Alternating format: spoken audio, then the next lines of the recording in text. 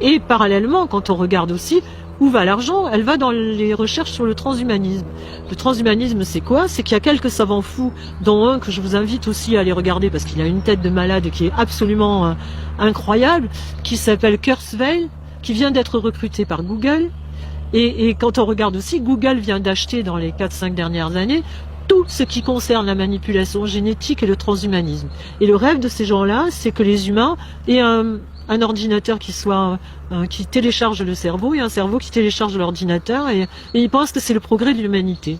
C'est-à-dire que les humains ne soient plus des humains.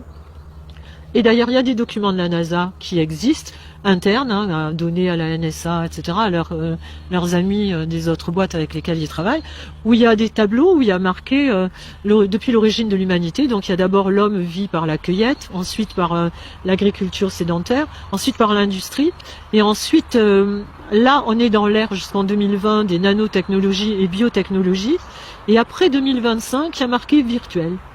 Et dans un autre document, l'humain est marqué post-humain. Voilà. Et donc, dans certains documents, ils nous appellent useless eaters, les mangeurs inutiles. Et dans d'autres documents, ils nous appellent post-humains. Voilà les générations qu'on prépare à nos enfants. Si on se bouge pas, quoi. Si on fait rien, voilà ce qui va se passer. Donc, d'un côté, les gens vont devenir stériles, et de l'autre, ils vont fabriquer les esclaves dont ils ont besoin. C'est-à-dire, il y aura les élites. Ce que disait Brzezinski il y a 30 ans.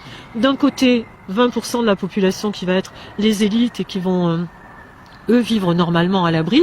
Et de l'autre, les 80 autres pourcents, le pied pour eux, ce serait qu'on soit que 500 millions. C'est-à-dire que 90% dégagent.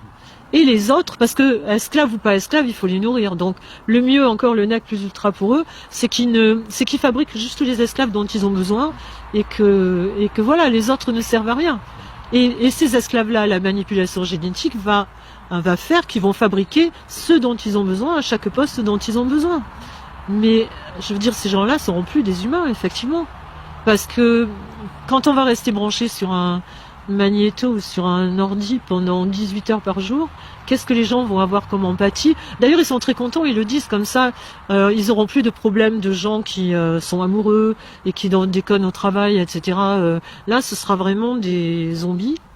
Et voilà ce qu'on nous prépare, quoi. Donc, ça prend beaucoup de temps à voir que le schéma n'est pas... c'est pas des trucs au hasard, hein, c'est un schéma qui est vraiment et tout va avec. Hein, on voit bien qu'ils recherchent pas à créer des emplois et qu'ils éradiquent un maximum de trucs et qu'on va vers là, quoi qu'ils nous disent.